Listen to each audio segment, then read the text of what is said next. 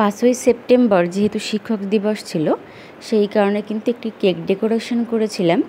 আজ ভাবলাম সেটাই তোমাদের সঙ্গে শেয়ার করি। নমস্কার, আমি রিঙ্কু। আমার এই ছোট্ট চ্যানেলে তোমাদের সকলকে স্বাগত। আজ করব বাটারস্কচ ফ্লেভারের কেক।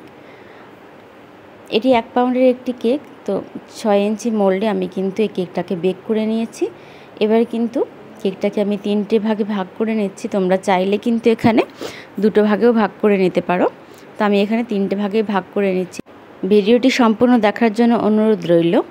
এবার দেখো, এখানে একটি একটি করে স্পঞ্জ আমি এখানে রেখে দেব এবং এখানে হালকা করে কিন্তু আমি একটু সুগার সিরাপ দেব। খুব বেশি পরিমাণে দেব না কিন্তু এখানে, কারণ স্পঞ্জটা ভীষণই সফট হয়েছে। সেই কারণে এখানে খুব হালকা করে দেব, যাতে ক্রিমটা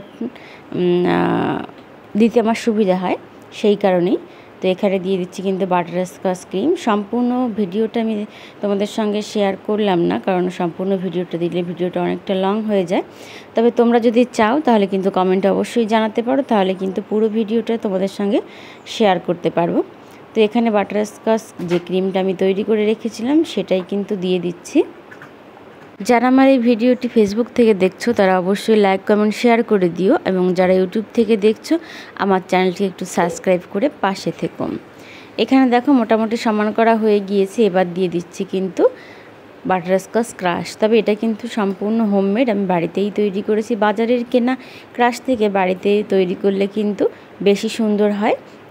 তো আমি কিন্তু এটা বাড়িতেই তৈরি করে নিয়েছি। তোমরা যদি এই রেসিপিটাও দেখতে চাও অবশ্যই কমেন্টে জানাতে পারো।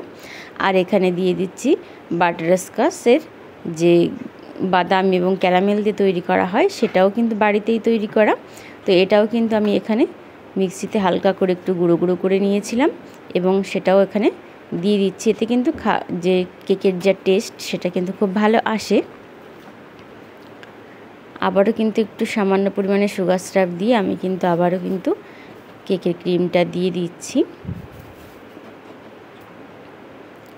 ক্রিমের পরিমাণটা তোমার কাস্টমার অনুযায়ী তুমি কিন্তু এখানে ব্যবহার করতে পারো। তো আমাদের এখানে ক্রিমের ডিমান্ডটা বেশ ভালোই থাকে, তো সেই কারণে কিন্তু ক্রিমের পরিমাণটা এখানে একটু বেশি দেওয়া।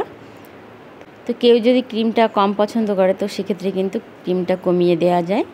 এখানে আবারও কিন্তু দিয়ে দিয়েছি বাটারস্কচ ক্রাশ এবং বাটারস্কচের যে দানাগুলো সেগুলো কিন্তু এখানে আমি দিয়ে দিচ্ছি। তবে বাটারস্কচের এই ভেতরে দেওয়া দানাগুলো কিন্তু বাজারেও কিনতে পাওয়া যায়। তো সেক্ষেত্রে আমার মনে হয় বাড়িতে এইভাবে তৈরি করে নিলে টেস্টটা আরও ভালো আসে। এবং ক্রাম কোটিং করে আমি কিন্তু বেশ কিছুক্ষণ রেখে দেবো ফ্রিজে।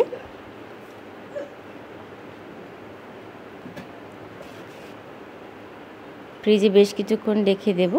এরপরে কিন্তু ফ্রিজ থেকে বের করে নিয়েছি এবং ফাইনাল কোটিংটাও কিন্তু এখানে আমি দিয়ে দিচ্ছি। তোমরা কিন্তু চাইলে এখানে বাটারস্কচ ফ্লেভারের যে অরিজিনাল ডিজাইনটা হয় সেটাও কিন্তু করে নিতে পারো। তবে যেহেতু আমি টিচার ডের উপলক্ষে এটা তৈরি করেছি, সেই কারণে কিন্তু ডিজাইনটা একটু চেঞ্জ হয়েছে।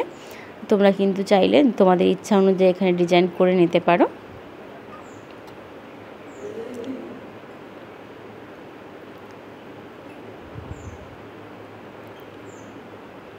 তোমরা যদি অন্য কোনো ভিডিও দেখতে চাও সেটাও কিন্তু কমেন্টে জানাতে পারো। এখানে দেখো মোটামুটি আমার ফিনিশিং করার কাজ অনেকটাই এগিয়ে গেছে।